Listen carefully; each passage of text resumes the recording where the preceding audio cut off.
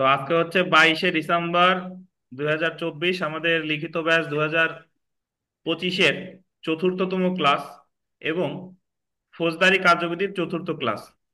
আজকে আমরা আলোচনা করব আমাদের যে সাজেশনের 4 নাম্বার প্রশ্নটা, 4-এর ক নাম্বার যে প্রশ্ন সেটা যদি আমরা দেখি, যে ফৌজদারি কার্যবিধি অনুযায়ী শান্তি রক্ষা এবং সদাচরণের মুসলেকা সংক্রান্ত বিধানাবলী আলোচনা করুন।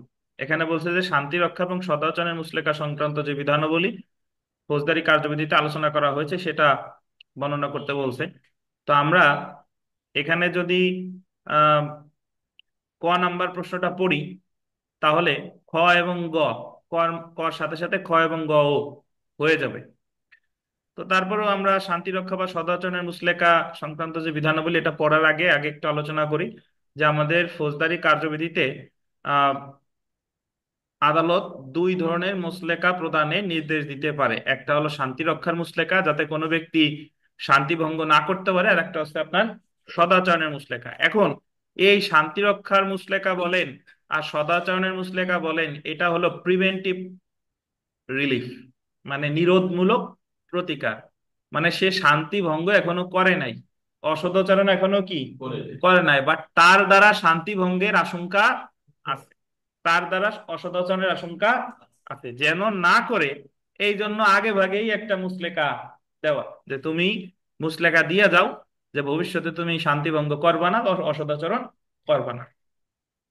তো সাধারণত কাউকে শাস্তি দেওয়া হয় অপরাধ সংগঠনের পূর্বে। তো এটা কিন্তু অ্যাকচুয়ালি অপরাধ, এটা কিন্তু এক ধরনের শাস্তি না, এটা হলো আপনি একটা লিখিত দিয়ে যাচ্ছেন, একটা বন্ড দিয়ে যাচ্ছেন। কেন? যে ভবিষ্যতে আপনি কোনো প্রকার শান্তি ভঙ্গ করবেন না বা অসদাচরণ করবেন না। তো এই শান্তি রক্ষা বা সদাচরণের মুসলেকা সম্পর্কে আমাদের ফৌজদারি কার্যবিধির মোটামুটি 106 থেকে 126 ধারা পর্যন্ত আলোচনা করা হয়েছে। কত ধারা? 106 থেকে 126। অ্যাকচুয়ালি 106 থেকে 126 ক আর কি। তো যাই হোক, আমরা একটু পড়ি, তারপরে এক একটা করে ব্যাখ্যা করি। প্রথমে যদি ভূমিকাতে আসি, যে ফৌজদারি কার্যবিধির অধীন মুসলেকার আদেশের উদ্দেশ্য হলো অপরাধ প্রবণ ব্যক্তি যাতে ভবিষ্যতে অপরাধ না করে। তাহলে মুসলেকা দেওয়ার অন্যতম উৎস হলো, অন্যতম যে উদ্দেশ্য সেটা হলো অপরাধ প্রবণ ব্যক্তি যাতে ভবিষ্যতে কোনো অপরাধ না করে। ফৌজদারি কার্যবিধির 106 থেকে 126 ক ধারা পর্যন্ত নিম্নলিখিত গোল দিবেন দুইটি উদ্দেশ্যে মুসলেকার আদেশ দেওয়া হয়। তাহলে মুসলেকার আদেশ দেওয়া হয় দুইটি উদ্দেশ্যে। একটা দেখেন, শান্তি রক্ষার জন্য মুসলেকা, ধারা 106 ও 107, এটাকে বলে security for keeping the peace. শান্তি রক্ষার জন্য মুসলেকা, security for keeping the peace, কত ধারায় আছে? 106 আর 107। আর একটা দেখেন, সদাচরণের জন্য মুসলেকা, সিকিউরিটি ফর গুড বিহেভিয়ার, এটা আছে ধারা 108 থেকে 110। 108 থেকে 110। এখন একটা জিনিস এখানে মনে রাখবেন, যে শান্তি রক্ষার মুসলেকা 106 থেকে 107, সদাচরণের মুসলেকা 108 থেকে 110। এখন আপনার মনে প্রশ্ন আসতে পারে যে তাহলে আমরা যে পড়লাম 106 থেকে 126 ক, তাহলে 111 থেকে 126 ক পর্যন্ত কি আছে? 111 থেকে 126 ক পর্যন্ত কি আছে?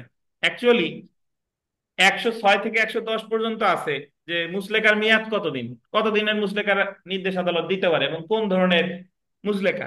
আর 111 থেকে 126 ক, এই ন্যাচারাল হলো প্রসিডিউরাল ন্যাচারের। প্রসিডিউরাল ন্যাচার মানে হলো যে আপনি যখন শান্তি রক্ষার মুসলেকার মামলা করবেন নির্বাহী ম্যাজিস্ট্রেট আদালতে, তখন উনি কোন কোন পদ্ধতি অনুসরণ করবেন এটা বলা আছে 111 থেকে 126 ক। বুঝতে পারছেন? তার মানে আপনাদের, আমরা সামনে গিয়ে পড়বো যে ম্যাজিস্ট্রেট আদালতের বিচার পদ্ধতি আছে 241 থেকে 250, মনে আছে কিনা? আর দায়রা আদালতের বিচার পদ্ধতি আছে 265 ক থেকে 265 ঠ, নাকি? কিন্তু সাজার কথা তো আর ওখানে নাই। সাজা দেবে কোন আইন অনুসারে? দণ্ডবিধি বা যে কোনো অপরাধ সংক্রান্ত কোনো বিশেষ আইনের অধীনে। তো এই যে আমরা শান্তি রক্ষা বা সদাচরণের মুসলেকা 106 থেকে 110, এই ধারাগুলোকে আমরা সাবস্ট্যান্টিভ নেচারের বলতে পারি। কারণ এখানে বলা হয়েছে জাস্ট কতদিনের শান্তি রক্ষার মুসলেকা দিবে বা কতদিনের সদাচরণের মুসলেকা দিবে, বাট একটা শান্তি রক্ষার মুসলেকা দিতে গিয়ে কিভাবে অনুসন্ধান করবে, মানে কিভাবে কি কি করতে পারে, সাক্ষ্য গ্রহণ যাবতীয় যা যা আছে, সমন দিবে কিনা, এই সংক্রান্ত বিধিবিধান আছে কত ধারা থেকে কত ধারা? 111 থেকে 126। বুঝাইতে পারলাম? আচ্ছা, তো এখন আমরা যদি একটু পড়ি, দেখেন যে শান্তি রক্ষার জন্য মুসলেকা, security for keeping the peace, ফৌজদারি কার্যবিধি অনুসারে নিম্নলিখিত দুটি ধারায় শান্তি রক্ষার জন্য মুসলেকার আদেশ দিতে পারে। কয়টা ধারায়? দুইটা ধারায়। এক নাম্বার দেখেন, 106 ধারা অনুসারে গোল দিবেন দণ্ডিত হওয়ার পর বিচারিক আদালত, এটা আন্ডারলাইন করবেন, বা আপিল আদালত বা হাইকোর্ট বিভাগ রিভিশন ক্ষমতা প্রয়োগকালে শান্তি রক্ষার জন্য মুসলেকার আদেশ দিতে পারে। এখন আমি আপনাদের একটু আগে বললাম যে মুসলেকা দেয়া হয় সাধারণত কোনো ঘটনা ঘটার আগে, কোনো ঘটনা ঘটার আগে, কিন্তু এখানে আবার বলা আছে দণ্ডিত হওয়ার পর। এটা দেখে অনেকে কনফিউজড হয়ে যাবেন। তারা মনে করবেন যে একটু আগে বললেন যে কোনো সাজা সে পায় নাই, কোনো অপরাধ করে নাই, তাহলে দণ্ডিত হওয়ার পরে কেন বললো? এটার ব্যাখ্যা হলো যে ধরেন একজন চোর চুরি করছে, বা একজন লোক খারাপ লোক, সে বিভিন্ন সময় অপরাধ করছে, তো তখন আদালত তারে, যে জুডিশিয়াল ম্যাজিস্ট্রেট আদালতে তার বিচার হয়েছে, বা হাইকোর্টে বা অন্যান্য ফৌজদারি আদালতে তার বিচার হওয়ার পরে তারা সাজা দিছে, ওই অপরাধের সাজা দিছে, এবং বলল যে তুমি সাজা ভোগ করার পরে এতদিন যাবত, এত মাস বা এতদিন যাবত তুমি সর্বোচ্চ 3 বছর যাবত কোনো শান্তি ভঙ্গ করবা না। তাহলে এই শান্তি ভঙ্গ কিন্তু এখনো সে করে নাই, যখন তার সাজাটা কি ভোগ করা হয়ে গেছে, বললো যে সাজা ভোগ করার পরে তুমি সর্বোচ্চ 3 বছর যাবত কি শান্তি ভঙ্গ করবা না, বা শান্তি শৃঙ্খলা বজায় রাখবা। তো এই যে যে দণ্ডিত হবার পর, এটা জাস্ট বলতেছে সে একটা অপরাধ করছে, সেটার দণ্ড দিছে, বাট শান্তি রক্ষার মুসলেকা কিন্তু শান্তি ভঙ্গ যাতে ভবিষ্যতে না করে সেই জন্যই কিন্তু তাকে দেওয়া হচ্ছে। তো এই কারণে 106 ধারায় যে শান্তি রক্ষার মুসলেকার মুসলেকা সম্পাদনের যিনি নির্দেশ দিতে পারে, এটা দেখেন বিচারিক আদালত বা আপিল আদালত বা হাইকোর্ট বিভাগ তার রিভিশন ক্ষমতা প্রয়োগকালে দিতে পারে। 106 যে নির্দেশটা দেয় এটা কিন্তু নির্বাহী ম্যাজিস্ট্রেট নয়। 106 যে নির্দেশটা দেয় সে কে দেয়? বিচারিক আদালত।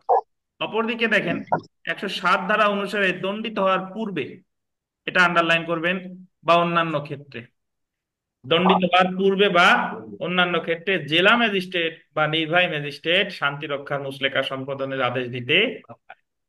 তাহলে এখানে একটা জিনিস যদি লক্ষ্য করেন, এবং 106-এর পাশে একটু ব্র্যাকেট এখানে লেখা উচিত ছিল, একটু লিখে নেন। 106 মানে হলো কত বছর? 3 বছর, অনধিক 3 বছরের জন্য। আর 107 মানে কত?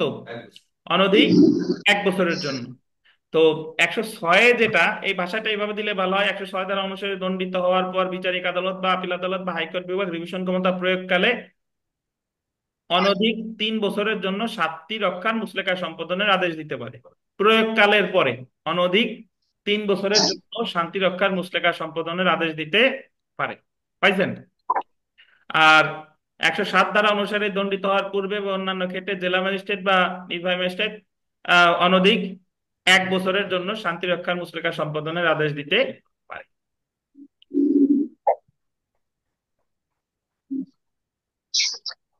তো এখানে যে জিনিসটা দেখা দরকার সেটা হলো যে 106 ধারা অনুসারে মুসলেকা সম্পাদনের নির্দেশ যিনি দিচ্ছেন তিনি হচ্ছেন বিচারিক ম্যাজিস্ট্রেট। নির্বাহী ম্যাজিস্ট্রেট 106 ধারায় এখতিয়ার নাই। আর 107 ধারায় যদি বলে দণ্ডিত হওয়ার পূর্বে বা অন্যান্য ক্ষেত্রে, সেক্ষেত্রে হবে কত ধারা? 107 ধারা। 106-এ মেয়াদ কতদিন ভাই? 3 বছর। আর 107-এ 1 বছর। ধন্যবাদ। এখন আমরা চলে আসি, দেখেন সদাচরণের জন্য মুসলেকা, সিকিউরিটি ফর গুড বিহেভিয়ার, ফৌজদারি কার্যবিধির ধারা, ফৌজদারি কার্যবিধি 1898 ধারা 108 থেকে 110 পর্যন্ত সদাচরণের মুসলেকা সম্পর্কে আলোচনা করা হয়েছে। কত থেকে কত? 108 থেকে 110। তন্মধ্যে তার মধ্যে 108 ধারায় আন্ডারলাইন করবেন, রাষ্ট্রদ্রোহিতা প্রচারকারী ব্যক্তির বিরুদ্ধে সর্বোচ্চ 1 বছরের জন্য। যদি কোনো ব্যক্তি রাষ্ট্রদ্রোহিতামূলক বিষয় প্রচারের আশঙ্কা দেখা দেয়, তখন তাকে বলবে যে তুমি আগামী 1 বছরের জন্য কি করবা?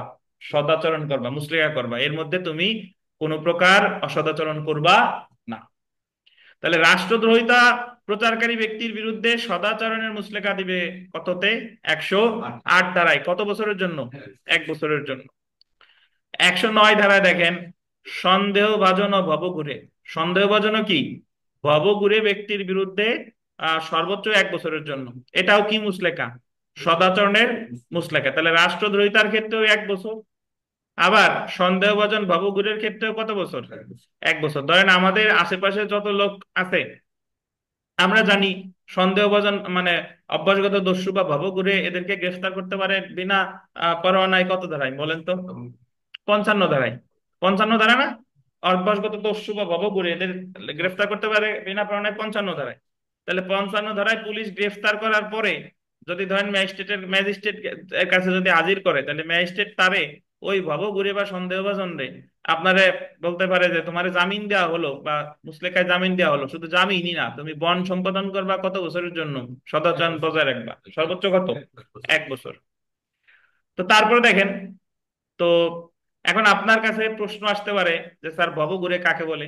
ভবঘুরে হলো আমাদের এই 55 ধারায় সংজ্ঞা আছে। ভবঘুরে মানে হলো যে সন্দেহভাজন বা ভবঘুরে আপনি কোন এলাকায় থাকেন, মানে এই এলাকায় আপনি কার কাছে আসছেন বা থাকেন, পুলিশ জিজ্ঞেস করলে কোনো উত্তর দিতে পারতেছে না, যার কোনো ইনকাম সোর্স নাই। বুঝতে পারছেন? ইনকাম সোর্স নাই বাট টাকা পয়সা আছে, এরাই বলে আপনার সন্দেহভাজন বা ভবঘুরে। তো তারপরে দেখেন 110 ধারায় অভ্যাসগত অপরাধীদের জন্য সর্বোচ্চ 3 বছরের জন্য, এটা একটা আন্ডারলাইন করেন, এটা হলো অভ্যাসগত অপরাধীদের জন্য সর্বোচ্চ 3 বছরের জন্য জেলা ম্যাজিস্ট্রেট বা ক্ষমতাপ্রাপ্ত নির্বাহী ম্যাজিস্ট্রেট সদাচরণের মুচলেকার আদেশ দিতে পারে। তাহলে আপনাদের মনে রাখার সুবিধার্থে যেটা আপনারা অনুসরণ করতে পারেন সেটা হলো 106 এবং 110, এই দুইটা হলো 3 3 বছর, আর মাঝের গুলো সব কত? 1 1 বছর। তো তার তার তার মধ্যে 106 এবং 107 এই দুইটা হলো শান্তি রক্ষার জন্য, আর 108 109 110 হলো কি? সদাচরণের জন্য। তো 108-এ বলছে যে রাষ্ট্রদ্রোহিতা প্রচারকারী ব্যক্তির বিরুদ্ধে সদাচরণ মুচলেকা 1 বছর। 109 বলছে সন্দেহভাজন বা ভবঘুরের ক্ষেত্রে কত? 1 বছর। আর অভ্যাসগত অপরাধীদের ক্ষেত্রে 110-এ কত? 3 বছর। আচ্ছা, তো এখন আমরা একটু চলে আসি, দেখেন যে মুসলেকা সম্পাদনের আদেশ প্রদানের পন্থা। মানে এই যে উনি তো জাস্ট মুসলেকা দিতে পারে, কে কত কোন ক্ষেত্রে কত বছরের জন্য দিতে পারে জাস্ট আমরা এটা জানলাম। কিন্তু এই আদেশ যখন ফৌজদারি কার্যবিধির, আমরা সাধারণত মানে অন্যান্য লোকজন বলে 7 ধারার মামলা করছে, 7 ধারার মামলা। তো 7 ধারার মামলা কিন্তু বোঝাচ্ছে কত? 107 ধারার। এটা কিন্তু সিআর কেস না। সিআর কেস মানে হলো এটা নালিশি মামলা না, এটাকে বলে আপনার পিটিশন মামলা, বা যেটা পিটিশন আকারে করে নির্বাহী ম্যাজিস্ট্রেটের কাছে, এটা কমপ্লেইন রেজিস্টার্ড কেস না। তো এই মামলা কিভাবে করে বা করার পরে ম্যাজিস্ট্রেট কি পন্থা অবলম্বন করবে, এই সম্পর্কিত বিস্তারিত বিধিবিধান সম্পর্কে আলোচনা করছে। মুসলেকা সম্পাদনের পন্থা সম্পর্কে 112 থেকে 119 পর্যন্ত আলোচনা করা হয়েছে। তো প্রথমে ওয়ালাইকুম। যেটা আসি। হ্যাঁ, ওয়ালাইকুম আসসালাম। কেউ কি সালাম দিলেন নাকি? বুঝতে পারি নাই, দেখেন। তো 112 থেকে 119 ধারা পর্যন্ত আলোচনা করা হয়েছে। তো এর মধ্যে 111 ধারাটা আসলে বাতিল, 111 ধারা এখন আর কার্যকর নেই। তো আমরা প্রথমে আসি আহ কারণ দর্শানো নোটিশ। কারণ দর্শানো নোটিশ, কারণ দর্শানো নোটিশকে ইংরেজিতে বলে শোকজ নোটিশ। কি নোটিশ বলে বলেন? Show cause notice. ফৌজদারি কার্যবিধি 1898-এর 107 থেকে 110 ধারায় উল্লেখিত কোনো ব্যক্তিকে মুচলেকা সম্পাদনের আদেশ প্রদানের পূর্বে তাকে 112 ধারায় কারণ দর্শানোর নোটিশ দিতে হবে। আপনি ধরেন আহ নির্বাহী ম্যাজিস্ট্রেটের কাছে গিয়ে একজন ব্যক্তির বিরুদ্ধে শান্তি রক্ষা বা সদাচরণ মুচলেকার যে পিটিশন সেটা দিলেন। দেওয়ার পরে উনি এটা আপনার কাছে ফাইলিং হয়ে যাওয়ার পরে উনি কি নোটিশ দিবে? ওই ব্যক্তিকে যার বিরুদ্ধে দায়ের করলেন তাকে শোকজ নোটিশ দিবে, যে সম্পর্কে বলা হয়েছে ফৌজদারি কার্যবিধির কত ধারায়? 112 ধারায়। এবং দেখেন, কারণ দর্শানো নোটিশে অভিযোগের সারমর্ম, মানে যে অভিযোগ করছে সেই অভিযোগের কি থাকবে? সারমর্ম।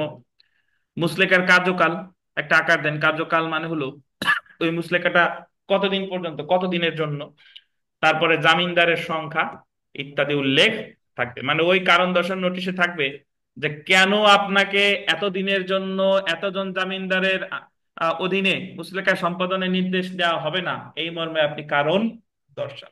বুঝতে পারছেন? তো এই কারণ দর্শানোর নোটিশটা দিবে কত ধারায়? 112 ধারায়। 113 ধারা অনুসারে আন্ডারলাইন করবেন, 113 ধারা অনুসারে যে ব্যক্তির সম্বন্ধে উক্তরূপ আদেশ দেওয়া হয় ওই ব্যক্তি আদালতে উপস্থিত থাকলে আদেশটি তাকে পড়ে শোনাতে হবে। এখন ধরেন যার বিরুদ্ধে অভিযোগটা দিছে ওই মুহূর্তে যদি স্বয়ং ওই লোকটা কি আদালতে উপস্থিত থাকে, তখন তাকে ওই যে আদেশটা দিল কারণ দর্শানো, এটা ওই ব্যক্তিকে কি পড়ে শোনানো হবে। এই কথাটা বললো কত ধারায়? 113 ধারায়। আপনি যদি মনে রাখেন তাহলে মুখস্থ করার কোনো দরকার নাই, জাস্ট একবার চোখ বুলাইলেই ভুলে যাবেন, স্বাভাবিক। কিন্তু ভুলে যাওয়ার পরে আপনি second time, third time, fourth time যখন দেখবেন, দেখার সাথে সাথে আপনার ওই জিনিসটা কি সাথে সাথে মনে উঠবে। এটাই হলো বারবার পড়ার মানে উপকারিতা।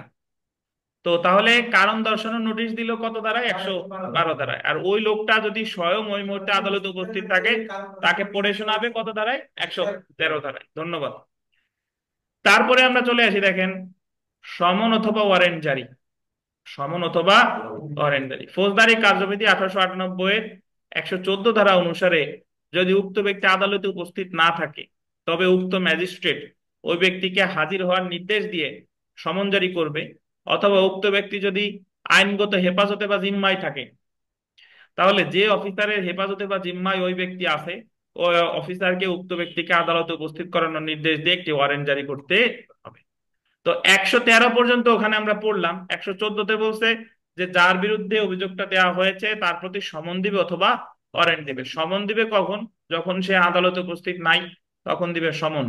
আর আদালত যদি জানতে পারে যে সে অলরেডি অন্য কোনো একটা মামলায় পুলিশের হেফাজতে আছে, তখন ওই ওই পুলিশ অফিসারকে নির্দেশ দিবে ওই ওয়ারেন্ট অনুসারে তাকে কি গ্রেফতার করে আদালতে আনার জন্য। এটা বলছে কত ধারায়? 114 ধারায়। তো আপনি মনে রাখবেন, শোকজ নোটিশ 112, শোকজ নোটিশ উপস্থিত থাকলে পড়ে শোনাবে 113, আর সমন বা ওয়ারেন্ট দিবে কততে? 114। ধন্যবাদ। এখন আমাদের মনে প্রশ্ন উঠতে পারে যে শোকজ নোটিশও দিল আবার সমন নোটিশও দিল, দুইটা কেন দিল? তো এই দুইটা কি কোনটা হবে, নাকি দুইটাই একসাথে যাবে? সেই ব্যাখ্যাটা দেওয়া হয়েছে 115 ধারায়। দেখেন, সমন বা পরোয়ানার সাথে 112 ধারায় প্রদত্ত কারণ দর্শানোর নোটিশ সংযুক্ত। মানে হলো যে আপনি সমন বা পরোয়ানার আহ, সাথে যে নোটিশটা, সমন বা পরোয়ানার সাথে ওই 112 ধারায় যে কারণ দর্শানোর নোটিশ দিয়েছেন, এই দুইটা একসাথে জারি করতে হবে।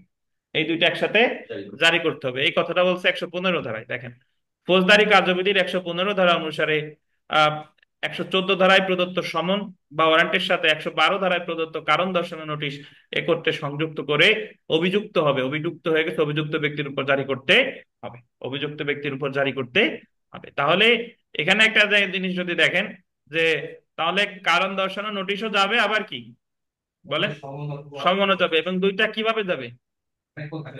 একসাথে যাবে। এবং এই কথাটাই বলা হয়েছে কত ধারায়? 115 ধারায়। ধন্যবাদ।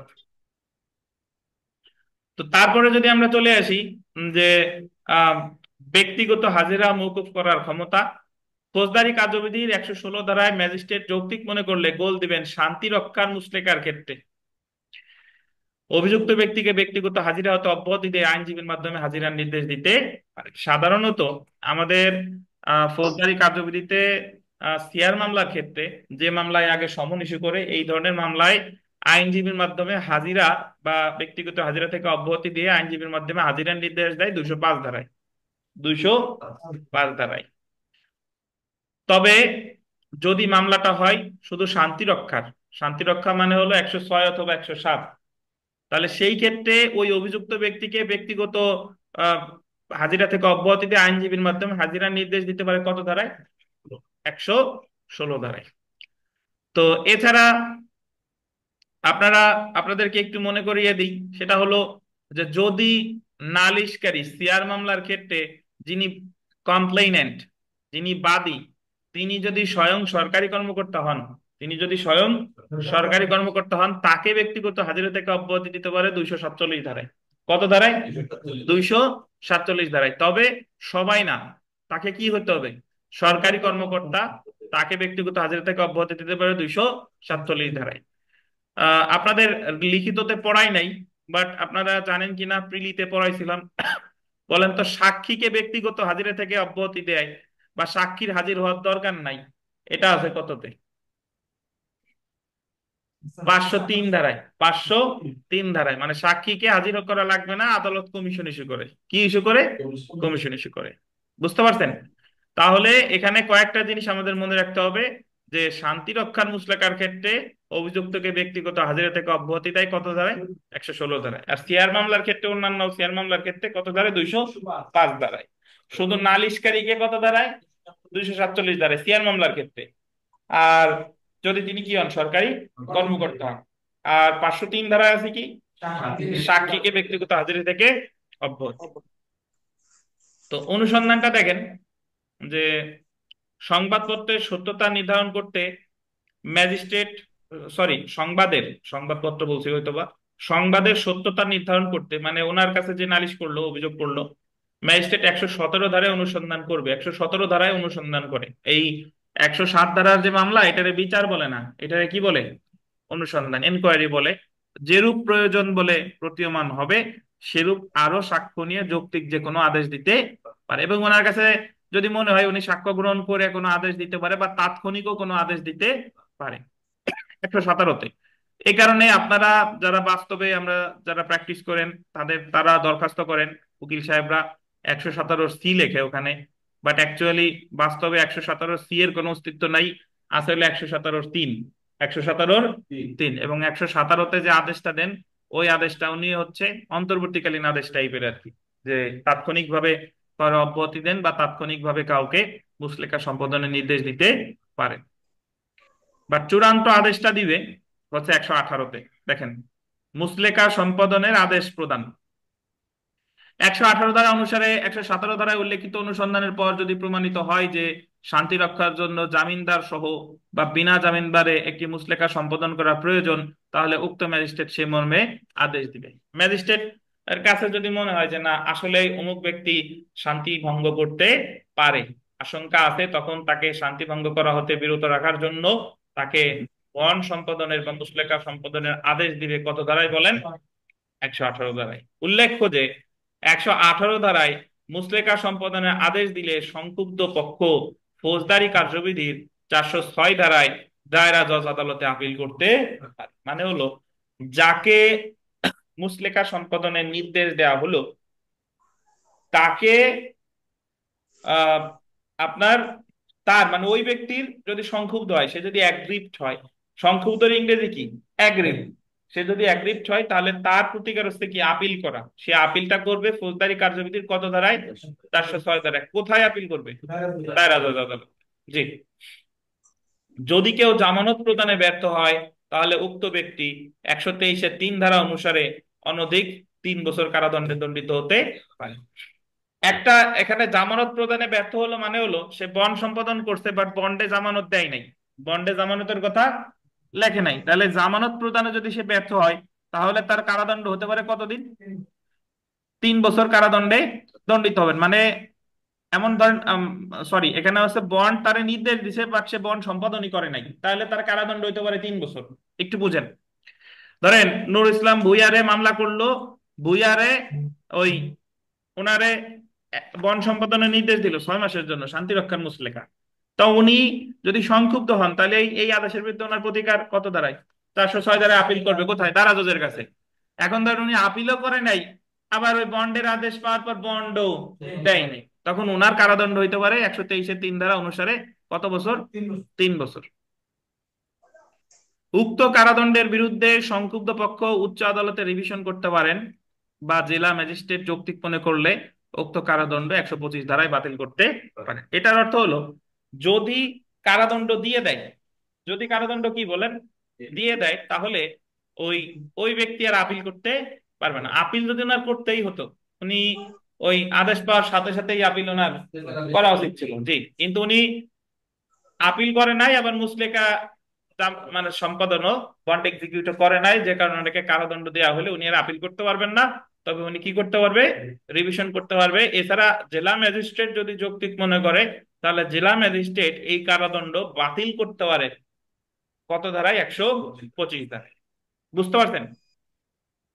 তো এই যে যে মোটামুটি আমরা 112 থেকে 118 + 19, 119টা একটু পড়ে নিই, তারপরে ব্যাখ্যা দিচ্ছি। 119 হলো, 118 হলো মুচলেকা সম্পাদনের আদেশ দিবে, 117 হলো অনুসন্ধান করলো। অনুসন্ধান করার পরে যদি আসলেই মনে হয় যে না, তার দ্বারা শান্তি ভঙ্গের আশঙ্কা আছে, তাহলে তার সদর্থন বা শান্তি ভঙ্গের মুচলেকার আদেশ দিবে 118-তে। আর 117-তে অনুসন্ধানের পরে যদি মনে হয় যে না, সে হলো ভদ্র ব্যক্তি, তাকে দিয়ে এই ধরনের কোনো মানে ঘটনা ঘটার কোনো সম্ভাবনা নেই, তখন তাকে ওই দায় হয়তো অব্যাহতি দেবে 119 ধারায়। কত ধারায় বলেন? 119 ধারায়। তো এই যে 112 থেকে 119, ভাই, এটা কিন্তু ওই শান্তি রক্ষার মুসলেকা বলেন আর সদাচরণের মুসলেকা বলেন, দুইটার ক্ষেত্রেই কি প্রযোজ্য, দুইটার ক্ষেত্রেই এই একই বিধিবিধান অনুসরণ করা হবে। তো এখন আমরা যদি একটু দেখি যে আম, এই যে 3 বছরের যে কারাদণ্ডটা, ঠিক আছে, 3 বছরের কারাদণ্ডটা এটা বলছে 106 থেকে 108 ধরা হলে বিনাশ্রম কারাদণ্ড হবে, আর 109 আর 110 হলে কি সশ্রম বা বিনাশ্রম। অর্থাৎ আপনি যদি 106 শান্তি রক্ষার মুসলেকা, 107 শান্তি রক্ষার মুসলেকা, 108 রাষ্ট্রদ্রোহিতামূলক বিষয় প্রচারকারী ব্যক্তি যদি সদাচরণের মুসলেকা সম্পাদন না করেন, তাহলে ওনার কারাদণ্ড হতে পারে 3 বছর। এই কারাদণ্ডটা কি হবে? বিনাশ্রম। আর যদি কেউ সন্দেহভাজন ভাবে ঘুরে 109 বা অভ্যাসগত অপরাধী 110, এরা যদি কেউ মুচলেকা না দেয় তাহলেও কারাদণ্ড হবে কতদিন? 3 বছর। বাট এই কারাদণ্ডটা কি হতে পারে? সশ্রম বা বিনাশ্রম। যদিও লিখিতর ক্ষেত্রে আর ধরেন আপনি কোনো জায়গায় বিনাশ্রমে সশ্রম লিখলেন বা সশ্রম বিনাশ্রম যা কিছু লিখলেন, বাট কিছু না লিখলেন, সমস্যা নাই। এগুলো আসলে মেটার করে হচ্ছে কিসে? প্রিলিমিনারি পরীক্ষায়। প্রিলিমিনারি পরীক্ষার সময় এগুলো একেবারেই আপনার ঠিকঠাক হতে হবে, নাহলে সমস্যা। কিন্তু এখানে একটু ওলট পালট হলে সমস্যা নেই। তো আমরা যদি অব্যাহতিতে আসি, অব্যাহতি বা ডিসচার্জ, ফৌজদারি কার্যবিধির 119 ধারা অনুসারে শান্তি রক্ষা বা সদাচরণের জন্য মুচলেকা সম্পাদন প্রয়োজনীয় না হলে আদালত উক্ত ব্যক্তিকে অব্যাহতি দিতে পারে। ওই যে ধরেন যার বিরুদ্ধে অভিযোগ করছে, 119 ধারায় অনুসন্ধান করে দেখা গেল যে সে আসলে এই ধরনের কোনো কাজ করার মতো ব্যক্তি না, তখন তাকে অব্যাহতি দিবে কত ধারায়? 119 ধারায়। 119 ধারায় বলা হয়েছে যে 117 ধারার অধীন অনুসন্ধানের পর যদি এটা প্রমাণিত হয় যে যার সম্পর্কে অনুসন্ধান করা হলো শান্তি রক্ষা বা সদাচরণের জন্য তার একটি মুচলেকা সম্পাদন করা প্রয়োজন নেই, তাহলে ম্যাজিস্ট্রেট নথিতে সেই মর্মে অভিমত লিপিবদ্ধ করবে, এবং উক্ত ব্যক্তি যদি উক্ত ব্যক্তি যদি শুধুমাত্র অনুসন্ধানের উদ্দেশ্যে হেফাজতে থাকে তাহলে কি দিবে? মুক্তি দিবে। তো এই হচ্ছে মোটামুটি আমাদের প্রশ্ন। এখন আমি একটু আপনাদের কাছে জিজ্ঞাসা করি যে ধরেন একজন লোককে, ধরেন অনুপ বিশ্বাসকে, ওনার বিরুদ্ধে ওনার এলাকার একজন 107 ধারার মামলা করছে নির্বাহী ম্যাজিস্ট্রেট আদালতে, এবং নির্বাহী ম্যাজিস্ট্রেট আদালত মোটামুটি এই অনুপরে কারণ দর্শানোর নোটিশ দিছে, সমন দিছে, অনুপ হাজির হয়েছে, 117তে অনুসন্ধান হয়েছে। হওয়ার পরে নির্বাহী ম্যাজিস্ট্রেট অনুপরে বলল যে আপনি 6 মাসের মুচলেকা সম্পাদন করবেন স্থানীয় একজন ব্যক্তির কে জামিনদারের, এবং মুচলেকার এই যে বন্ড যে এক্সিকিউট করবে এটা দেন 5,000 টাকার বন্ডে। কত টাকার বন্ডে? 5,000 টাকার। এবং জামিনদার থাকবেন স্থানীয় একজন জামিনদার। এখন উনি ধরেন আনারুল হক সাহেবরে জামিনদার বানাইছে স্থানীয়, এবং 5,000 টাকার বন্ডে মুচলেকা দিল। তো যদি উনি এই বন্ডটা না দিত তাইলে অনুপের কি হইতো বলেন তো? উনি যদি অনুপ এই বন্ডটা এক্সিকিউট না করতো, আদালত নির্দেশ দিছে বাট সে বন্ড সম্পাদন করে নাই, তাহলে অনুপের কি হতো? 123-এর 3 ধারায় অনুপের কারাদণ্ড হতো কতদিন? 3 বছর। নাকি কারাদণ্ড যদি একবার হয়ে যেত তখন অনুপের প্রতিকার কি ছিল? রিভিশন অথবা জেলা ম্যাজিস্ট্রেটের কাছে আবেদন, এটা কারাদণ্ড বাতিলের জন্য। কত ধারা? 125 ধারা। আচ্ছা, এখন ধরেন যে না, অনুপ ভদ্র ছেলে, সে বন্ড এক্সিকিউট করছে, বাট 3 মাসের মাথায় গিয়ে অনুপ শান্তি ভঙ্গ করছে। মানে অনুপের বিরুদ্ধে যে মামলা করছিল অনুপ ঠিকই তারা শর্ত কয়টা দিছে, বা ওখানে যে শর্ত ছিল এই অনুপ এই শর্ত ভঙ্গ করছে, তখন অনুপের কি হবে বলেন?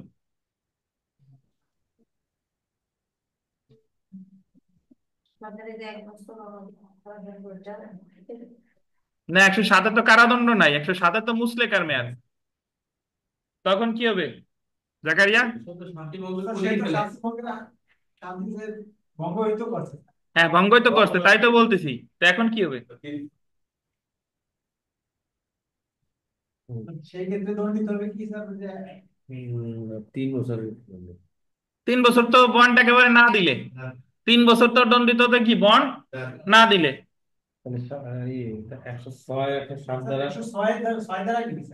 না না, বন্ড বিচারিক আদালত যে আদালত দেখ, আপনি বন্ডের শর্ত ভঙ্গ করছেন।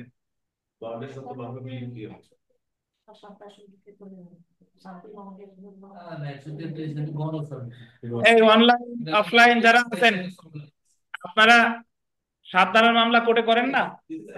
এ জীবনে কোনোদিন পান নাই, কেউ এসে কয় নাই যে স্যার শর্ত ভঙ্গ করছে? হ্যাঁ, অবজারভেশন বন্ডে। তা এই জীবনে কেউ কোনোদিন আসে নাই যে খোঁজ খবর নেয় নাই? জি, তাহলে মন জানতে চায় না যে এই যে বন্ড দিলাম, বন্ডের শর্ত যদি কেউ ভঙ্গ করে তারপর কি হবে? জি না, জি কোন জায়গা? আচ্ছা, ধন্যবাদ। একটু লাইনে আসছেন, শুনেন।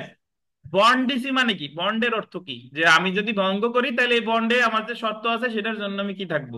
দায়ী থাকবো। তাহলে ওখানে যদি 5,000 টাকার বন্ড থাকে এবং একজন জামিনদারের জিম্মায়, তাহলে অনুপের জিম্মাদার ছিল কে? আনারুল হক। তাহলে অনুপ যে শর্ত ভঙ্গ করছে, তাহলে এই ক্ষেত্রে আনারুল হকের ওই এই জামিন নামা বাজে, অনুপের জামিন নামা বাজেয়াপ্ত হবে, আর জামিনদারের ওই 5,000 টাকা দেওয়া লাগবে। ওই যে 514 ধারা, ফৌজদারি কার্যবিধির 514 ধারা পড়বানি। সেক্ষেত্রে ওই 5,000 টাকা আদায় করা হবে কার কাছ থেকে? জামিনদারের কাছ থেকে। এখন বিষয়টা হলো যে আপনি প্রমাণ করবেন কিভাবে? ধরেন শান্তিভঙ্গ যে করছে, এখন সে আইসে কি আদালতে বললেই কি তার জামিননামা বাজেয়াপ্ত হবে? ধরেন অনুপ, যে অনুপের বিরুদ্ধে যে মামলা করছিল, সে আইসে আদালতে বললো যে না দেখেন, আপনি তো 6 মাসের বন্ড দিছিলেন, দেখেন অনুপ 3 মাস পরে ঠিকই খেলা দেখাই দিয়েছে, আমার সাথে যা করার করছে, সে তো শান্তিভঙ্গ করছে। আদালত আদালত থেকে এই কথা বললে কি নির্ভয় ম্যাজিস্ট্রেট কি এটা বিশ্বাস করবে কিনা? না। এক্ষেত্রে যেটা হয় আর কি, যদি অনুপ শান্তি ভঙ্গ করে থাকে, মানে হুমকি ধামকি মারপিট করে থাকে, তাহলে ওই যে ওই লোকটাকে এখন যে কি মামলা করতে হবে? শেয়ার মামলা। শেয়ার মামলা মানে হলো এই রিলেটেড শেয়ার মামলা না, ওই যে যে মারপিট করছে এটা হচ্ছে এই রিলেটেড শেয়ার মামলা বা জিয়ার মামলা, যে কোনো একটা করবে।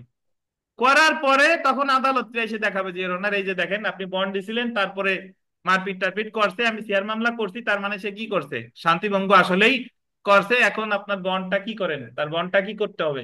বাজেয়াপ্ত করেন। তার মানে 107 ধারার যে কাহিনী, এটা টোটালি একটা বোগাস। মানে ওই 5,000 টাকা বা ওই 500 টাকা সে যদি শান্তি ভঙ্গ করে বন্ডে, তাহলে তার দেওয়া লাগবে কয় টাকা? ওই 500 টাকা। ওই 500 টাকা, বেশি না কিন্তু, ওই 500 টাকা। আর যদি আনারুল হক সাহেব ওই 5,000 টাকা না দিতে পারতো, তাহলে উনার আবার কারাদণ্ড হয়তো 6 মাসের, তাও দেয়নি কারাদণ্ড। বুঝতে পারছেন? হুম হুম জি। নট অনলি 107, 106 থেকে 110, 106 থেকে 110। হ্যাঁ হ্যাঁ জি। অনুপ মামলা করবে কেন? অনুপ তো মারছে। মামলা করবে যে ভিকটিম, সে যে মার খাইছে সে। জি জি জি। তার বন্ড বাজেয়াপ্ত করা হোক। জি, ওই 2005, 2005 হবে, 2005 শেষ। হ্যাঁ হবে, 23-এর বিচার তো 23-এ, ওটা তো ঘটিয়ে গেছে। শেয়ার মামলার বিচার তো হবেই, বন্ডের শাস্তি ওইটুকুই। এখন একটা জিনিস এখানে বুঝেন যে আমার, আপনি বলতে পারেন যে স্যার যে শেয়ার মামলা করা কি বাধ্যতামূলক? না, বাধ্যতামূলক না। বাট আপনি এসে বললে সে আদালত তো বিশ্বাস নাও করতে পারে। মানে যে সে যে শান্তিভঙ্গ করছে, শান্তিভঙ্গ যে করছে, তাহলে তো আপনি শান্তিভঙ্গ করতে বুঝবো কিভাবে? বুঝতে পারছেন? জি ভাই,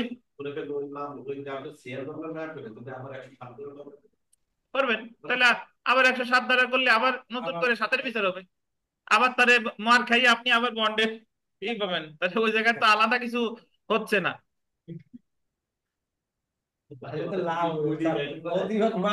তাহলে 107-এ যে মানুষ ভয় পায় বা ও চিৎকার চেঁচামেচি করে উকিল সাহেবরা, ওখানে কিন্তু বন্ড দিলে তেমন কোনো ক্ষতি নাই।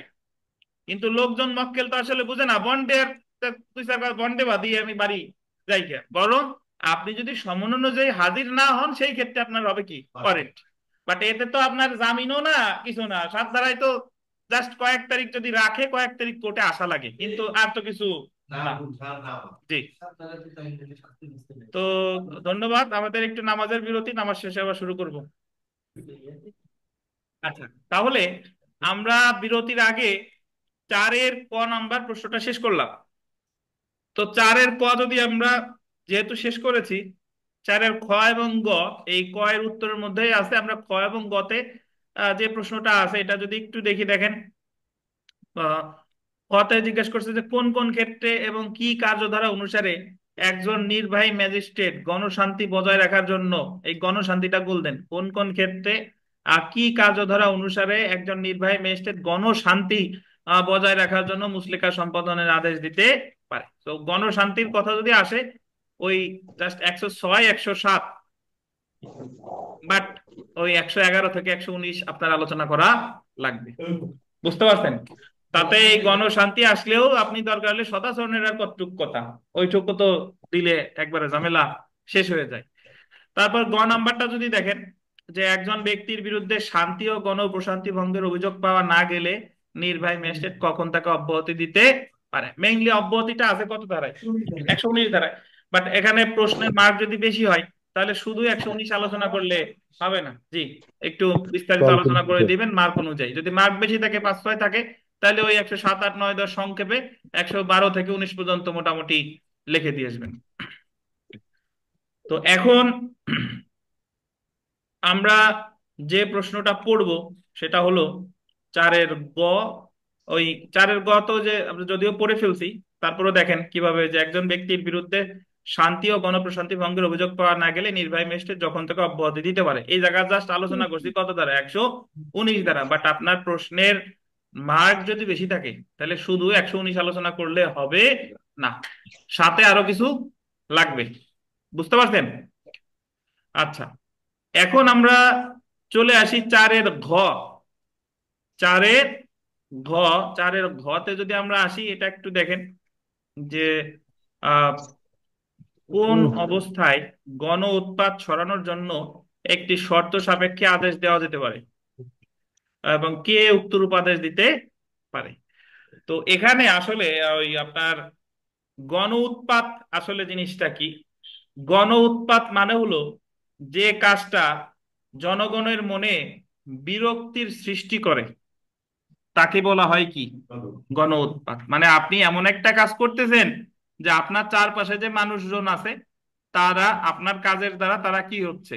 বিরক্ত হচ্ছেন। এটারে বলে গণ উৎপাত। তো গণ উৎপাতের সম্পর্কে আলোচনা করতে আমাদের ফৌজদারি কার্যবিধির 127 থেকে 100, হ্যাঁ, 127 থেকে 132 পর্যন্ত বোধ হয়। 127, সরি, 133, জি। দেখেন, না ঠিক আছে, ওই 132 ক থেকে 143 পর্যন্ত, এবার ঠিক আছে, 132 ক থেকে 143 পর্যন্ত, যাই হোক। আর আমাদের পেনাল কোডে গণ উৎপাতের সংজ্ঞা দেওয়া হয়েছে 268 ধারায়, শাস্তি দেওয়া হয়েছে 290 ধারায়, মাত্র 200 টাকা, মাত্র 200 টাকা অর্থদণ্ড। এছাড়া আমাদের দেওয়ানি কার্যবিধিতে গণ উৎপাত সম্পর্কে আলোচনা করছে 91 ধারায়, 91 ধারায়। তো গণ উৎপাত আসলে ওই যে যে কথা বললাম, যে আপনি একটা কুকুর পালন করেন, আপনার কুকুর প্রায় পথচারীদের কামড়ায়, এটা একটা কি? গণ উৎপাত। আপনি প্রতিদিন রাতে লাউড স্পিকারে গান বাজান এবং আশেপাশের লোকজন মোটামুটি তারা স্থির থাকতে পারে না, ঘুমাইতে পারে না, এটা এক ধরনের কি? গণ উৎপাত। আপনি দেখা গেল যে সাপের খামার দিছেন, আপনার সাপ প্রায় এদিক সেদিক যায়, তা এটা এক ধরনের কি? গণ উৎপাত। বা মোটামুটি যে কাজগুলো আশেপাশের লোকজনের মনে বিরক্তির সৃষ্টি করে তাকেই কি বলে? গণ উৎপাত। তবে সবকিছু আবার গণ উৎপাত না। যদি উদাহরণস্বরূপ বলা যেতে পারে, ধরেন একদিন একজন লোক তার বিবাহ অনুষ্ঠান উপলক্ষে গান বাজনা করতেছে, দুই একদিন মেনে নেওয়াই যায়। কিন্তু যদি এটা কনসিস্টেন্টলি করে, ধারাবাহিকভাবে এটা কি করে, তখন এটা কি হয়ে যাবে? গণ উৎপাত। জি। ধরেন বিল্ডিং দেওয়ার সময় অনেকে ইট ভাঙার মেশিন এনে ইট ভাঙে ওই জায়গায় ভেঙে বিল্ডিং এর কাজ করে, তো এটা কিন্তু কোনো উৎপাত না। বাট আপনি যখন বিল্ডিং টিল্ডিং দিচ্ছেন না, বাট একটা আবাসিক এলাকায় ইট ভাঙার মেশিন চালাই যাচ্ছেন, সেখান থেকে খোয়া নিয়ে আর এক জায়গা বিক্রি করতেছেন, তখন এটা কি? গণ উৎপাত। তো এখানে আমাদের প্রশ্ন যেটা, সেখানে জানতে চেয়েছে যে গণ উৎপাত সরানোর জন্য শর্ত, যিনি শর্ত সাপেক্ষে আদেশ দিতে পারে, মানে গণ উৎপাত সরানোর জন্য কে শর্ত সাপেক্ষে আদেশ দিতে পারে। তো আমাদের এখানে একটা জিনিস মনে রাখতে হবে যে আমাদের ফৌজদারি কার্যবিধির 106 থেকে 100, মানে 107 থেকে যদি বলি, 107 থেকে 153 পর্যন্ত, যত যা আছে এই সবগুলো নির্বাহী ম্যাজিস্ট্রেট অথবা পুলিশ, নির্বাহী ম্যাজিস্ট্রেট অথবা কি পুলিশ। 107 থেকে 153 পর্যন্ত এখানে জুডিশিয়াল ম্যাজিস্ট্রেটের কোনো ফাংশন নাই। তো দেখেন 133-এর 1 ধারা অনুসারে জেলা ম্যাজিস্ট্রেট বা অন্য কোনো নির্বাহী ম্যাজিস্ট্রেট গণ উৎপাত সরানোর জন্য একটি শর্ত সাপেক্ষে আদেশ দিতে পারে। কি কি পারে যদি আমরা একটু দেখে দেখেন, যে সকল অবস্থায় গণ উৎপাত সরানোর জন্য শর্ত সাপেক্ষে আদেশ দিতে পারে। 133 ধারায় নিম্নলিখিত ক্ষেত্রে জেলা ম্যাজিস্ট্রেট বা অন্য কোনো নির্বাহী ম্যাজিস্ট্রেট গণ উৎপাত সরানোর জন্য শর্ত সাপেক্ষে আদেশ দিতে পারে। প্রথম যেটা দেখেন, জনসাধারণ আইনসঙ্গতভাবে ব্যবহার করেছে বা করতে পারে কোনো পথ, নদী, খাল থেকে বা সর্বসাধারণের ব্যবহারযোগ্য কোনো স্থান হতে কোনো বেআইনি প্রতিবন্ধকতা বা উপদ্রব অপসারণ করতে শর্ত সাপেক্ষে আদেশ দিতে পারে। ধরেন ওই যে মাঝে মাঝে আমাদের খাল ভরাট হয়ে গেছে নাকি, বা খালের চারপাশ দিয়ে দোকান, বাট অ্যাকচুয়ালি দোকানগুলো খাল হচ্ছে কি জমি, সরকারি জমি, বা আপনি সরকারি জায়গায় এমন কোনো কাজ করতেছেন যে সরকারি রাস্তায় একেবারে ফুটপাতই একেবারে কি হয়ে গেছে, ব্লক হয়ে গেছে। তো জনসাধারণ এখানে মানে তাদের যে স্বাভাবিক যে কর্মকাণ্ড এটা কি হচ্ছে, ব্যাহত হচ্ছে। তো এই ক্ষেত্রে তিনি এগুলা সরানোর জন্য কি দিতে পারে, আদেশ দিতে পারে। সাধারণত আমাদের ঢাকা শহরগুলোতে, ঢাকা শহরে বেশি দেখা যায় যে ফুটপাত টোটালি মানে দখল করে নিছে, তাহলে এটা এক ধরনের গণ উৎপাত। তারপরে দেখেন, জনসাধারণের ক্ষতির কারণ হতে পারে এমন ব্যবসা বা পেশা নিষিদ্ধ বা নিয়ন্ত্রণ করতে আদেশ দিতে পারে। এখন ব্যবসা বা পেশা যেটা জনসাধারণের ক্ষতির কারণ হতে পারে বাট সেটা নিষিদ্ধ ব্যবসা না, বুঝেন কিনা?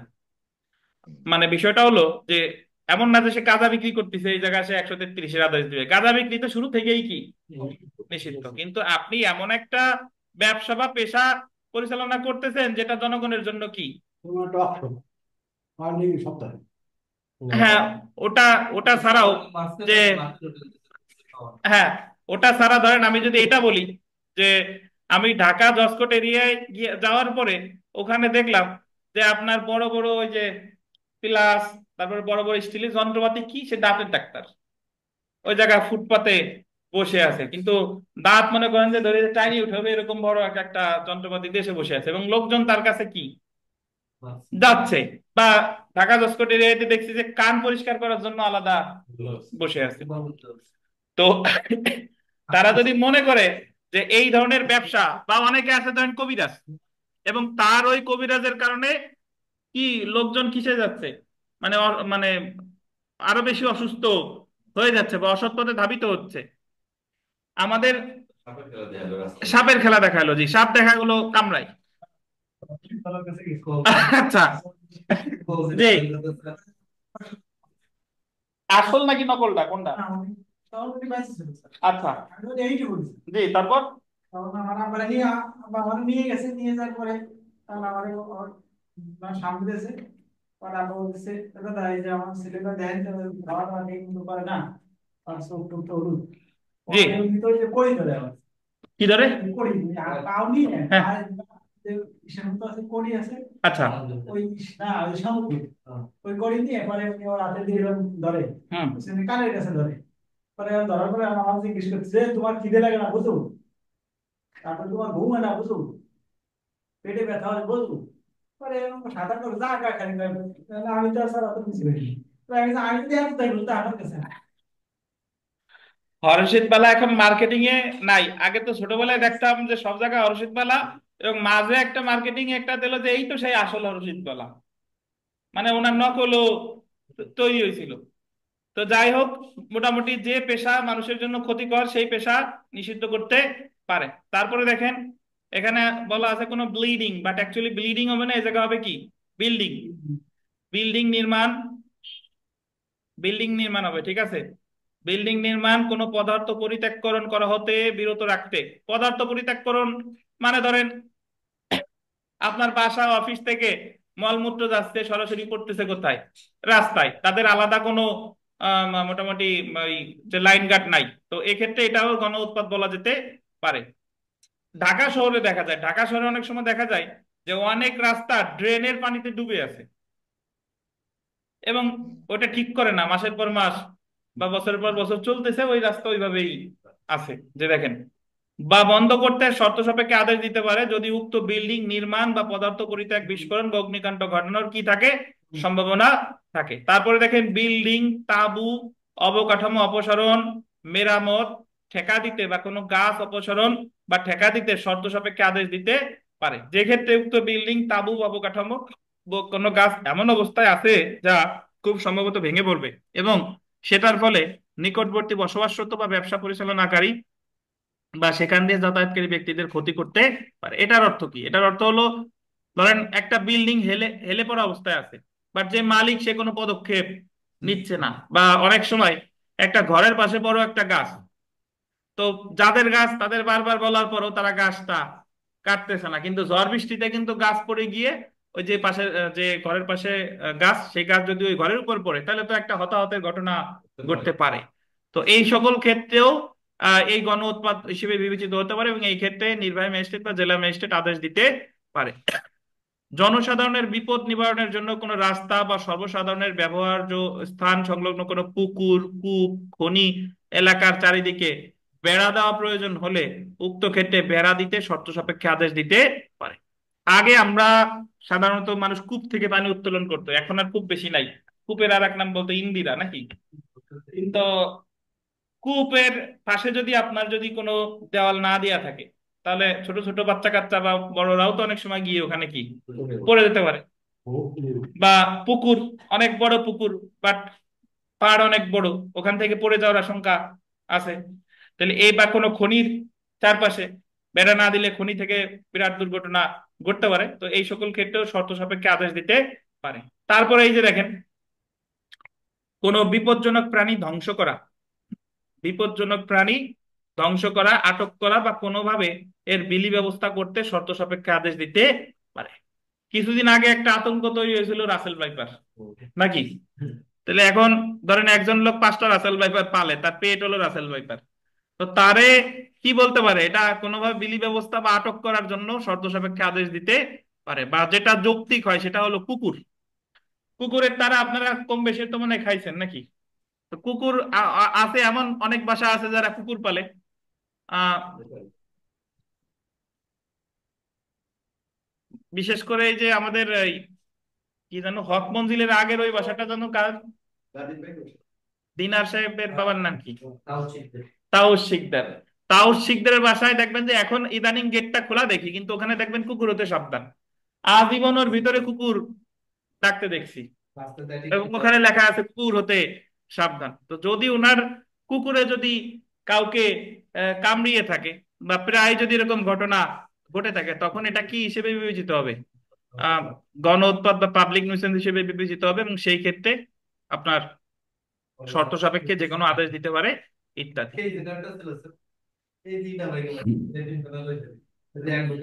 সেতু লিমন ভাই, অ্যাডভোকেট লিমন। সেতু সেতু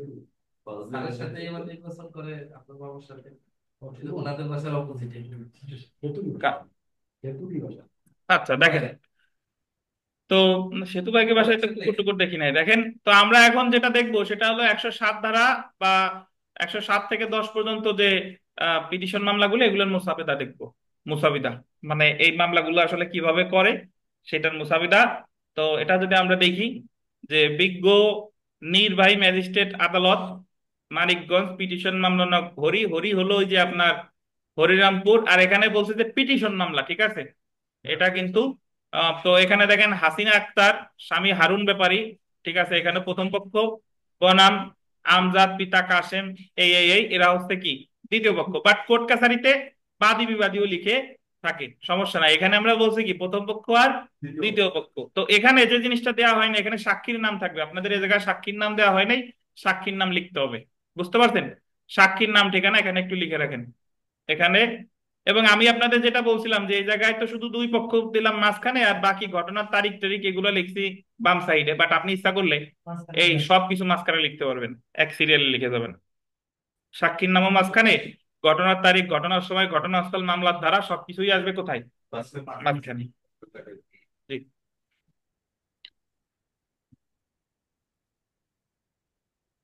তো ফৌজদারি দরখাস্ত লেখা অ্যাকচুয়ালি আপনার কষ্ট কম, দেওয়ানি কিছু লিখতে আসলেই তার সাথে এফিডেভিট থাকে, হলফনামা অবশ্যই থাকবে। তো আমরা যদি এখানে দেখি যে ঘটনার তারিখ, তারিখ তারিখ মোটামুটি আপনারা ঠিকঠাক করে নিন। ঘটনার সময়, ঘটনাস্থল, মামলার ধারা, ফৌজদারি কার্যবিধির 107/117 সি। আমি আবারও বলি যে এটা আসলে 117 সি হয় না, এটা হলো 117 3। বাট আমিও লিখে দিলাম এগুলো আসল মামলার কপি মোটামুটি কোর্ট কাছারিতে 117 সি লেখে, 117 সি, বাট ওখানে আসলে সি নাই, ওখানে আছে সাবসেকশন 3। ABC। হুম। তো দরখাস্ত পক্ষের বিনীত নিবেদন এই যে, দরখাস্তকারী পক্ষের বিনীত নিবেদন এই যে, প্রথম পক্ষ একজন সহজ সরল আইন খণ্ডকারী শান্তিপ্রিয় মহিলা লোক হইতেছে। পক্ষান্তরে দ্বিতীয় পক্ষগণ হারমাত। আলহামদুলিল্লাহ। হারমাত শুনলেই আপনাদের হারামজাদা মনে ওঠে, বাট হারমাত আসলে কি? রুক্ষ বা ওই একজন বলছিল গাউড় বা এই টাইপের আর কি, রক্সটাজি। হারমাত লাঠিয়াল, ভয়ভীতি প্রদর্শনকারী, পরধন লোভী, আইন শৃঙ্খলা বিঘ্নকারী, সন্ত্রাসী প্রকৃতির খারাপ শ্রেণীর লোক হইতেছে। সকল দ্বিতীয় পক্ষগণ দীর্ঘ কয়েকদিন যাবৎ আমার মেয়েকে রাস্তাঘাটে বিভিন্ন সময় উত্তপ্ত করিয়া, উত্তক্ত হবে, উত্তপ্ত না, কয়তো হবে, কয়তো একটু ঠিক করে নিন, উত্তক্ত,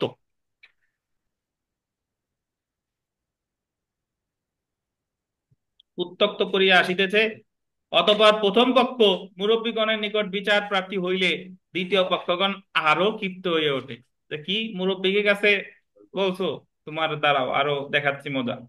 তো ঘটনার তারিখ ও সময়ে দ্বিতীয় পক্ষগণ প্রথম পক্ষের বাড়িতে আসিয়া প্রথম পক্ষ ও তার পরিবারের লোকজনের বিভিন্ন প্রকার হুমকি ধামকি ও ভয়ভীতি প্রদর্শন করিয়া প্রথম পক্ষকে মারপিট করিতে উদ্যত হইলে প্রথম পক্ষ ও তার পরিবারের লোকজনের ডাক চিৎকারে আশেপাশের লোকজন আগাইয়া আসিতে থাকলে দ্বিতীয় পক্ষগণ দৌড়াইয়া পালাইয়া যায়। পালাইয়া যাওয়ার সময় বলে যে এই বিষয় নিয়ে কোনো মামলা করিলে তোকে কিংবা তোর পরিবারের লোকজনদেরকে খুন করিয়া লাশ কি গুম করিয়া ফেলি।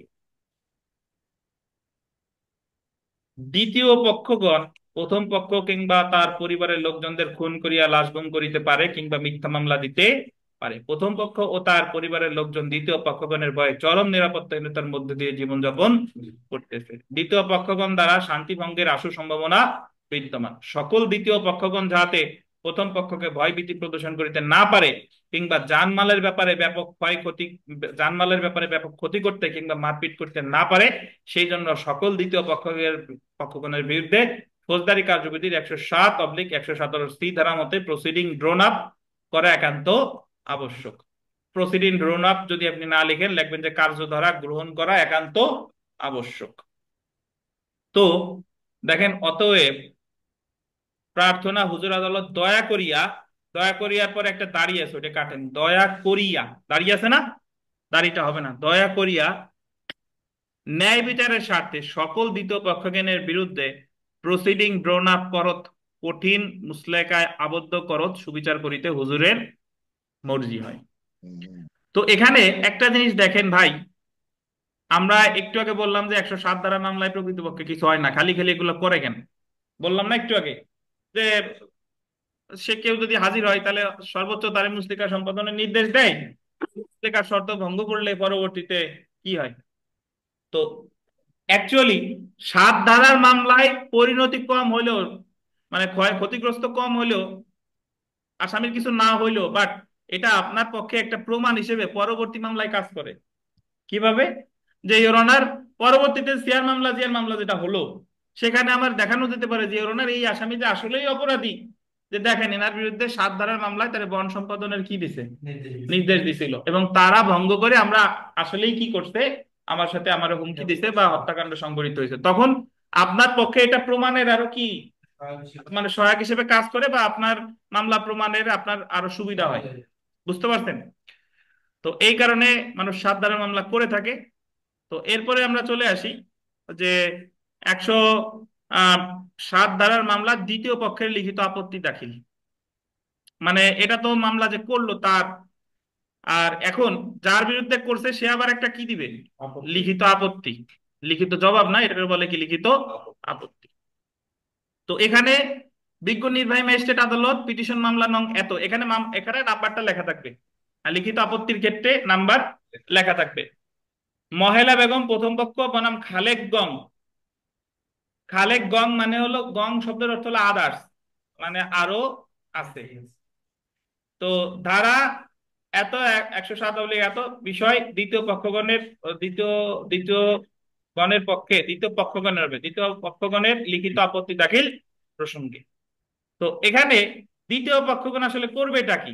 দ্বিতীয় পক্ষগণের করার আসলে যা যা প্রথম পক্ষ যা যা বলছে সবকিছু কি অস্বীকার করবে, এবং তার এই মামলাটা যাতে ডিসমিস করে সেই মর্মে কি হয়, ডিসমিস করতে মর্জি হয়। দেখেন, দরখাস্তকারী দ্বিতীয় পক্ষে বিনীত নিবেদন এই যে প্রথম পক্ষের দরখাস্তের যাবতীয় উক্তি মিথ্যা বা নোয়াট এবং আইনের পরিপন্থী হবে।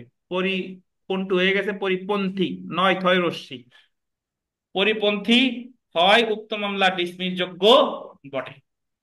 যে সকল কারণ বা কিংবা উপাদান বিদ্যমান থাকলে উক্ত মামলা চলিতে পারে তার কোন উপাদান বিদ্যমান না থাকায় উক্ত মামলা ডিসমিস যোগ্য হইবে। প্রথম পক্ষের আর্জির যাবতীয় উক্তি মিথ্যা বানোয়াট এবং আইনের পরিপন্থী হয় সকল দ্বিতীয় পক্ষগণ উক্ত মামলার যাবতীয় উক্ত আর্জির যাবতীয় উক্তি দৃঢ়ভাবে অস্বীকার করিতেছে। প্রকৃত বৃত্তান্ত এই যে সকল দ্বিতীয় পক্ষগণ সহজ সরল হবে, সকল হয়ে গেছে সহজ সরল, আইন মান্যকারী ও শান্তিপ্রিয় লোক হইতেছে। পক্ষান্তরে প্রথম পক্ষ একজন হারমাত লাঠিয়াল পরধন লোভী, মানে ইনি গোড়াই দিল, ওনারে যা যা বলছে সবকিছু ওনারে দিয়ে দিল। সন্ত্রাসী প্রকৃতির খারাপ লোক হইতেছে।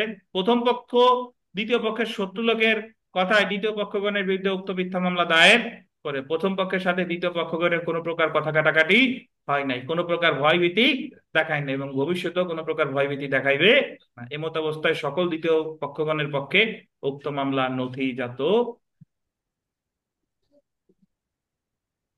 বুঝছেন?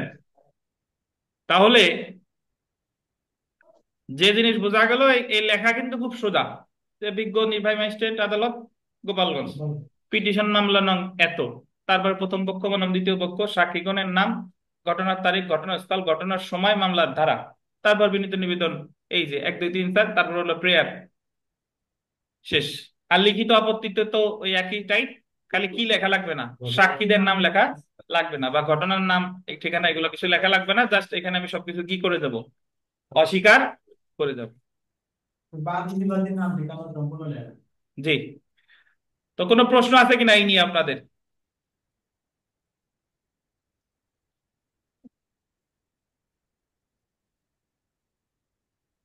আচ্ছা, তো এখন আমরা 5 নম্বর প্রশ্নে আসি।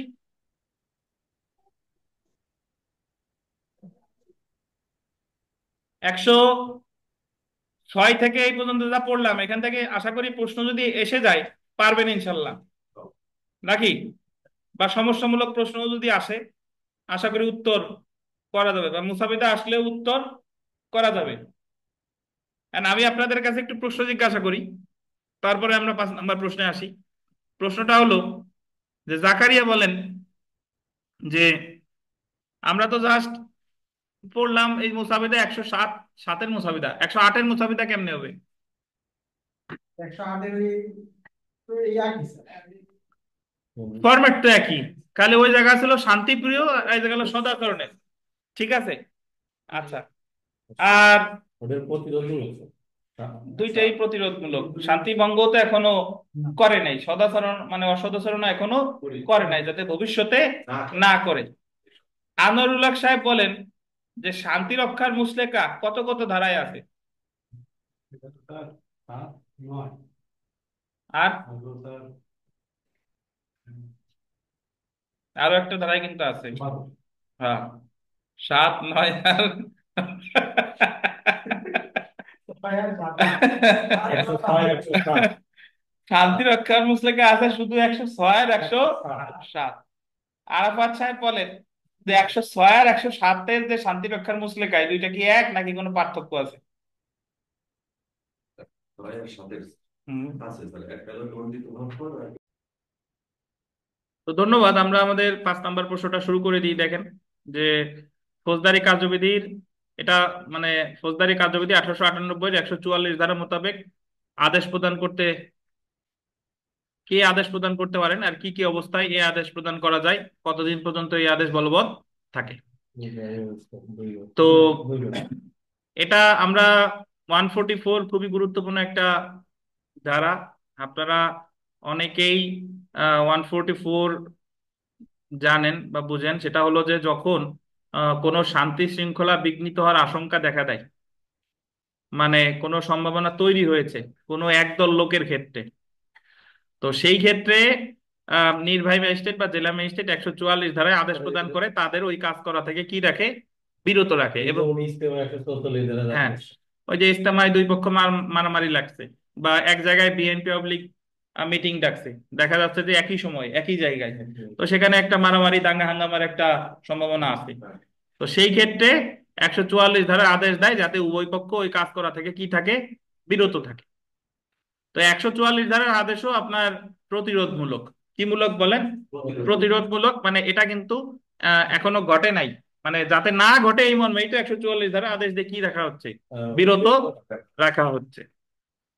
এই যে যে আমরা মোটামুটি যারা পড়তে আসতেছেন না, তারা পরীক্ষা যাতে ফেল না করেন, আপনারা পড়তে আসতেছেন কিসের জন্য? পরীক্ষা যাতে আমরা পাশ করতে পারি সেই জন্য, ঠিক আছে।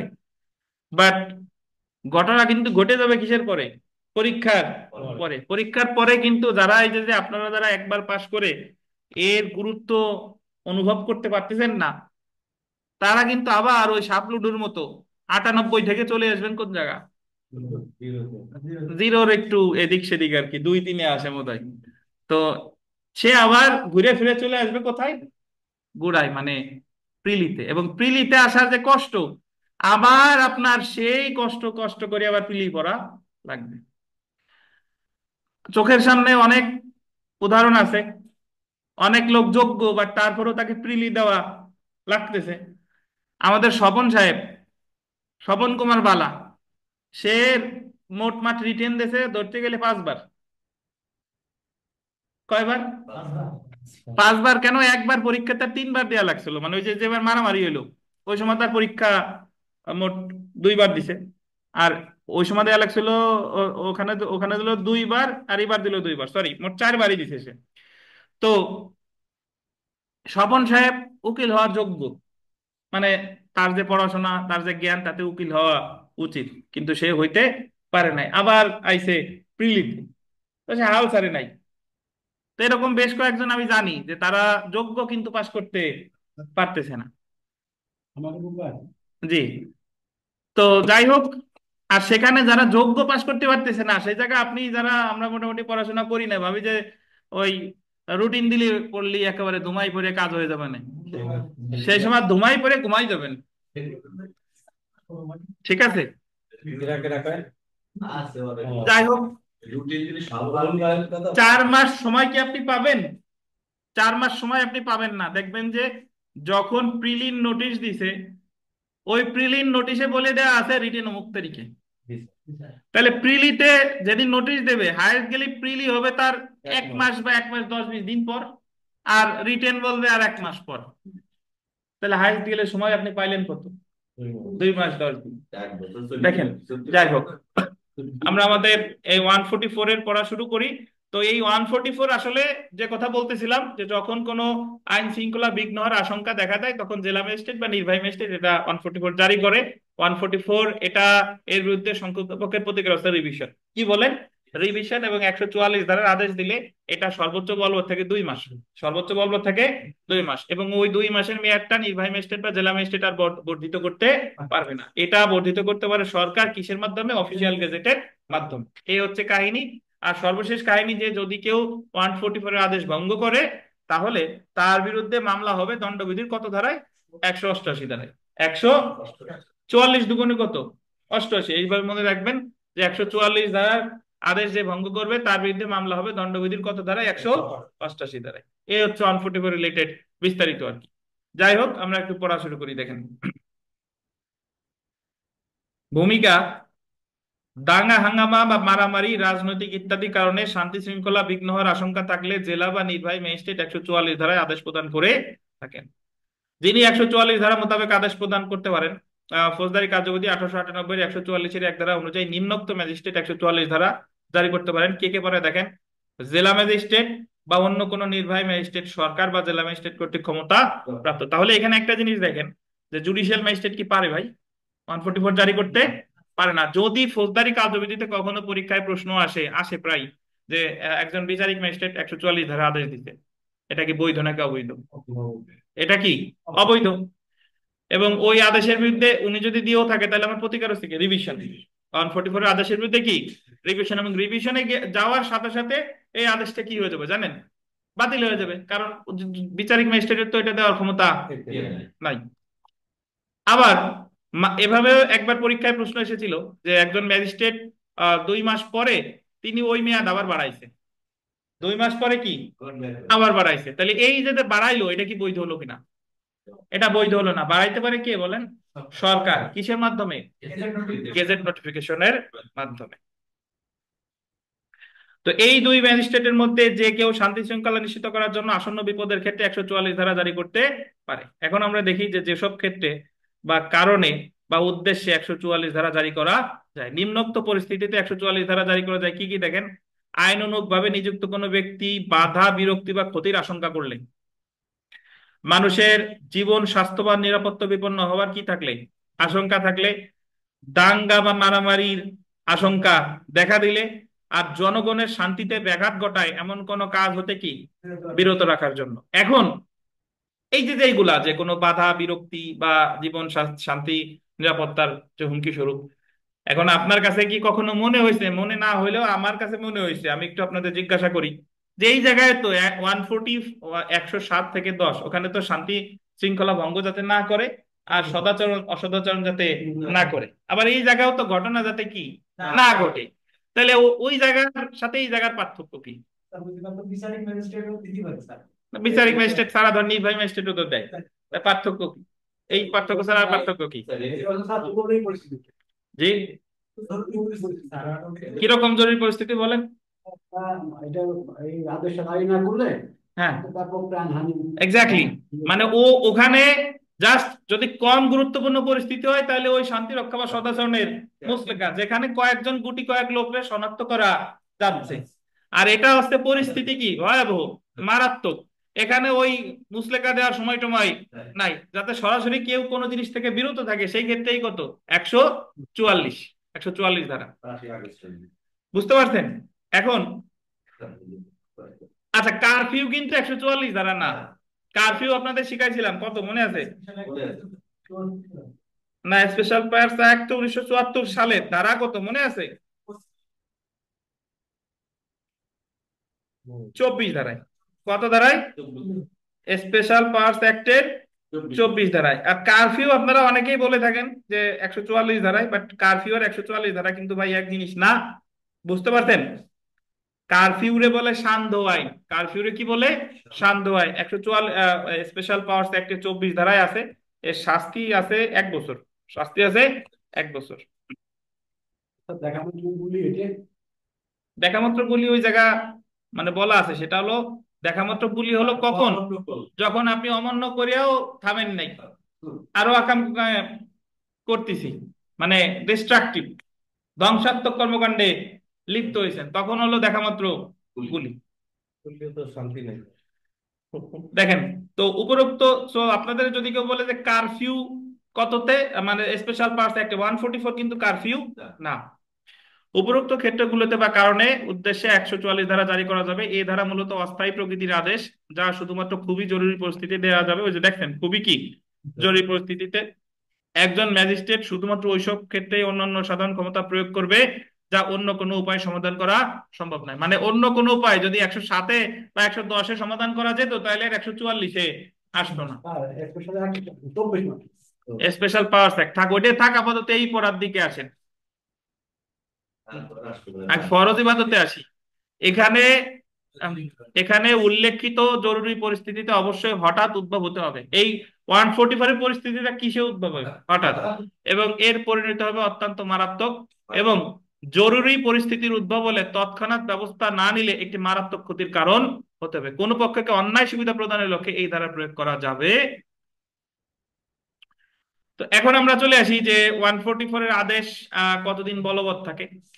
অলরেডি বলেছি, দেখেন 144 ধারা জারি করা হলে সর্বোচ্চ 2 মাস পর্যন্ত কার্যকর থাকবে। 2 মাস অতিবাহিত হওয়ার পর 144 ধারার আদেশ কি হয়ে যাবে? বাতিল হয়ে যাবে। এর পরেও যদি পরিস্থিতির উন্নতি না হয় বা স্বাভাবিক না হয় তাহলে শুধুমাত্র সরকার গেজেট প্রজ্ঞাপন দ্বারা এই আদেশের সময় বাড়াতে পারে। অলি আহাদ বনাম রাষ্ট্র মামলায় বলা হয়েছে 2 মাস অতিবাহিত হওয়ার পর ম্যাজিস্ট্রেট কর্তৃক পুনরায় বা পরবর্তী আদেশ অবৈধ। বুঝতে পারছেন? ম্যাজিস্ট্রেট বাড়াইলে হবে না, এটা পাস করবে কিসের মাধ্যমে? গেজেট তো আপনাদের ভালো বোঝার কথা, কোটা আন্দোলনের সময় গেজেট প্রকাশ করছে না, সেই গেজেট গেজেট আকারে প্রকাশ করবে। 2 মাসের বেশি এরূপ আদেশ দেওয়া এখতিয়ার বহির্ভূত, এভাবে মেয়াদ বাড়ানো যাবে না। বুঝতেন? তো আপনাদের একবার জুডিশিয়াল সার্ভিস পরীক্ষা একবার একটা প্রশ্ন এসেছিল আমার যতদূর মনে পড়ে এই ধরনের, যে একজন 2 মাস হয়েছে, কিছুদিন পর জেলা ম্যাজিস্ট্রেট আবার ওই মেয়াদ বাড়াইছে, তো এটা কি বৈধ কিনা? এটা কি বৈধ? না। তো 144 ধারা অমান্যের শাস্তি দেখেন, শান্তি আছে, শাস্তি লেখেন, শাস্তি। 144 ধারা অমান্যের শাস্তি। 144 ধারা অমান্য করলে তা তা পেনাল কোড 1860-এর 188 ধারা অনুযায়ী দণ্ডনীয় অপরাধ, অর্থাৎ ধারা 144-এর অধীনে প্রদত্ত আদেশ অমান্যকারীদের দণ্ডবিধির 188 ধারা মোতাবেক শাস্তি প্রদান করা যাবে, তবে জেলা বা নির্বাহী ম্যাজিস্ট্রেট উক্ত দণ্ড প্রয়োগ করতে পারবে না। মানে এমন না যে 141 ভঙ্গ করছে, করার সাথে সাথে তারে 188 ধারায় সাজা হবে, বিষয়টা তা না। যে ম্যাজিস্ট্রেট 144 ধারার আদেশ দিয়েছিল তাকে বাদী হয়ে সিআর মামলা দায়ের করতে হবে বিচারিক ম্যাজিস্ট্রেট আদালতে। এই কথাই বলা হয়েছে ফৌজদারি কার্যবিধির 195 ধারায়। বুঝতে পারছেন? তার মানে 144-এর আদেশ ভঙ্গ করার সাথে সাথে কি আপনার বিরুদ্ধে মানে আপনি শাস্তি পেয়ে যাবেন? না, বরং আপনার নতুন মামলা করা হবে আপনার বিরুদ্ধে, যে আপনি 144 ধারার আদেশ ভঙ্গ করছেন। এই মামলাটা করবে কে? যে ম্যাজিস্ট্রেট করছেন তিনি বাদী হয়ে মামলা করবেন, অথবা ওনার উপরস্থ কোনো কর্মকর্তা। তো ফৌজদারি কার্যবিধির 2য় তফসিলের 8ম কলাম অনুসারে যে কোনো জুডিশিয়াল ম্যাজিস্ট্রেট এই অপরাধের বিচার করতে পারবে, কোনো জেলা ম্যাজিস্ট্রেট বা নির্বাহী ম্যাজিস্ট্রেট নয়। তো এই ছিল মোটামুটি আমাদের 144-এর A to Z। আশা করি বুঝতে পারছেন। কোনো 144 নিয়ে কোনো প্রশ্ন, এখানে একটু একটা কথা লিখে রাখেন যে 144 প্রতিকার সমান সমান রিভিশন। 144 ধারার প্রতিকার কি? রিভিশন। রিভিশন। দায়রা জজের কাছে 439 ক ধারায় রিভিশন। স্যার, এই যে নির্বাচনের সময় যে আমাদের সাবেদের ডিউটি 439 ক। মানে হ্যাঁ কি বলেন হিসেবে sir. Duty, sir Amit sir আগে নির্বাচনের ডিউটিতে যাইতো তাই বলতো। হ্যাঁ যেতেই পারে, আচ্ছা, স্যারে পাঠাচ্ছে, প্রথম শ্রেণী ম্যাজিস্ট্রেট হিসেবে দায়িত্ব দিয়ে পাঠাইছে। মানে এই সরকারি হ্যাঁ। ও, উনি ওই ওই সময় কি ওই স্যার ওই 174 যদি উনি গ্যাঞ্জাম করে, স্যার কি পারে তা এই 144 তাড়াতাড়ি করতে? আলাদা ওই ওনাদের যে আইন অনুসারে পাঠাচ্ছে, সেখানে তো ওনার যে কোনো পদক্ষেপ নেওয়ার ক্ষমতা আছে, নির্বাচন কমিশনের একটা আইন আছে। আইন আছে, সেই আইন অনুসারে। বুঝতে পারছেন? বাংলাদেশে এই যে আপনার ইলেকশন কমিশনের কোনো আইন আছে যাতে ওই যদি দাম বন্টন দেয়? তা তো আছে। আছে। রাজনৈতিক জন্য শাস্তির বিধান আছে। নির্বাচন কমিশনের যে আইন দেখতে আমি মামলা আছে, তারপরে আইন টাইন দিয়ে দেবানি খালি খালি। লালপুর দিকে যে পুলিশ তার কত ওই ঘন্টাখানে বসারে এক পাশে পুলিশ এদিক সেদিক আছে টুক করেই না স্যার, আমি খালি আপনার বিগত যত দেখলাম আপনি ধরে নিয়ে যায়, ধরে পরে সাজা দিয়ে দেয়। না তবে এখানে আছে যদি প্রার্থী ঠিকই সমান শক্তিশালী হয়ে থাকে আর ওরা যদি ঠিকই ইউরোপী শান্তি হয় তাহলে ব্যবস্থাটা নিয়ে নিবে। আচ্ছা, এখন আমরা ভাই 145 যেটা আছে, 144 নিয়ে কোনো প্রশ্ন আছে? বড় স্থাবর অস্থাবর সম্পত্তি নিয়ে হ্যাঁ, 144 তো স্থাবর অস্থাবর যে কোনো জিনিস নেই, হতে পারে আর কি। 144 বিস্তারিত আমরা আলোচনা করলাম, এবং কারফিউ কিন্তু 144 না, এতটুকু তো বুঝেছেন।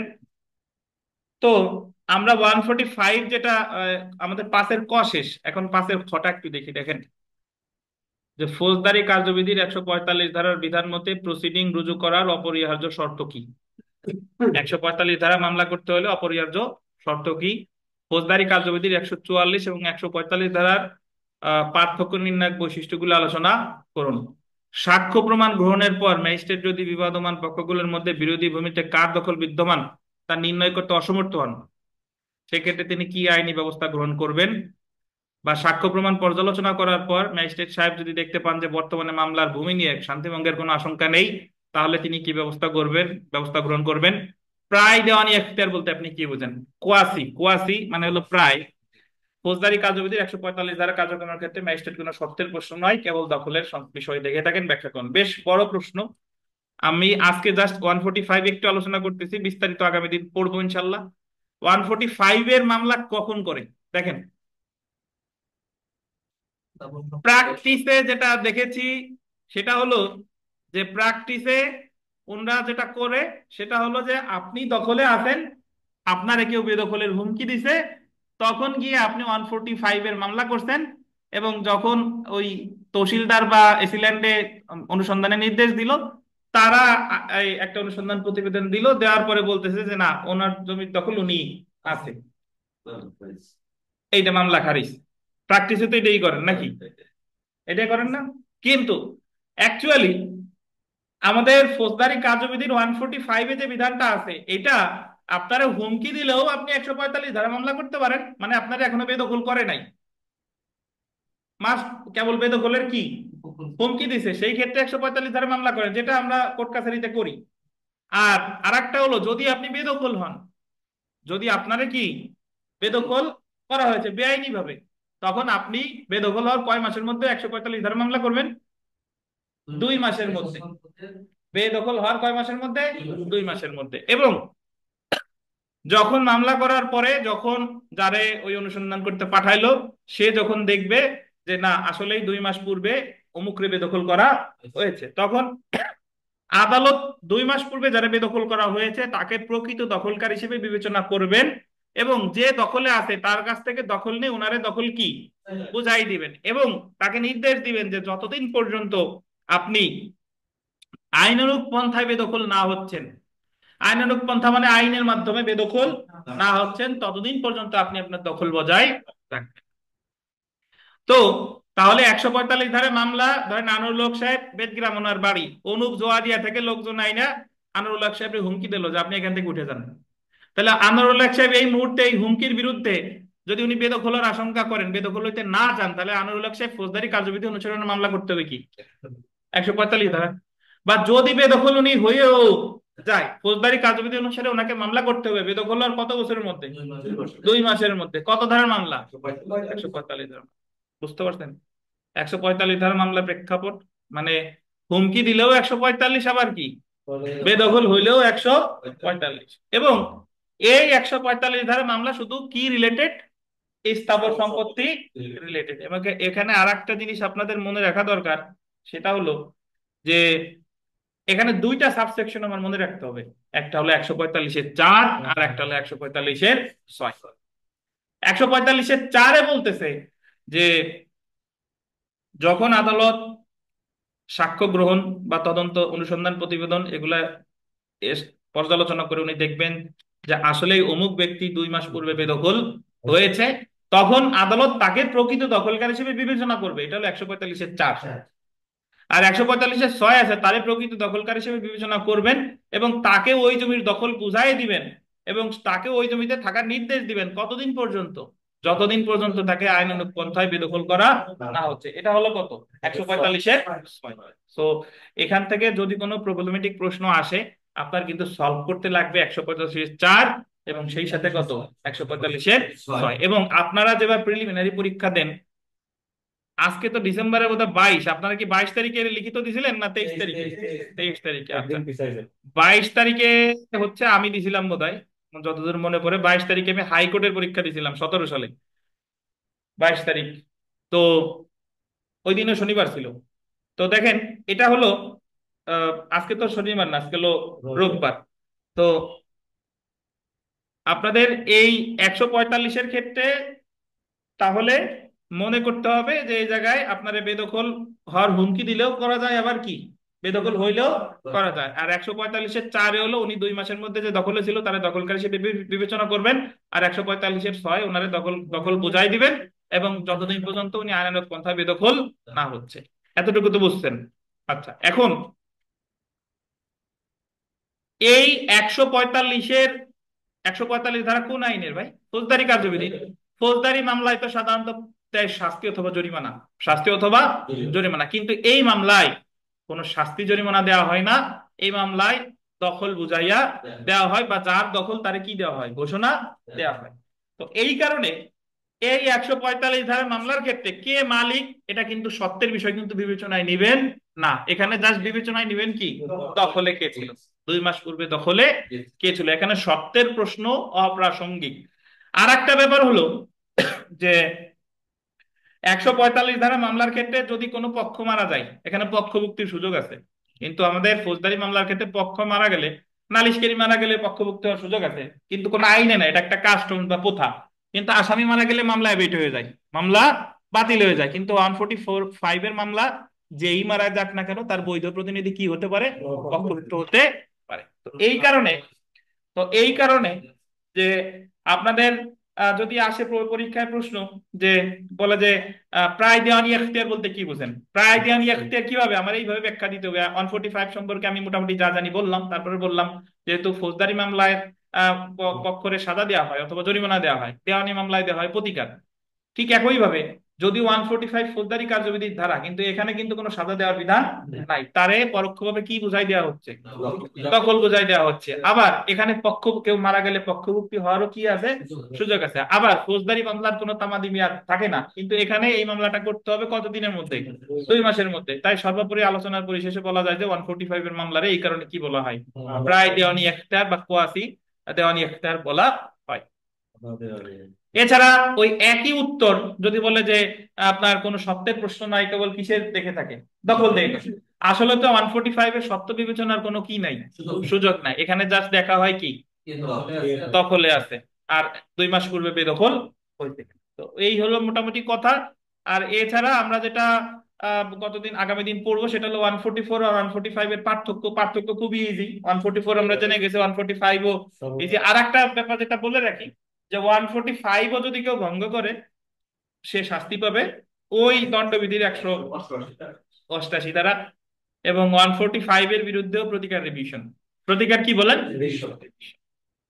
তো আজকে এই পর্যন্ত থাক, আগামী দিন ইনশাল্লাহ আমরা 145 প্লাস এর যতগুলো মুস্তাবিদা আছে সবগুলো নিয়ে বিস্তারিত আলোচনা করব।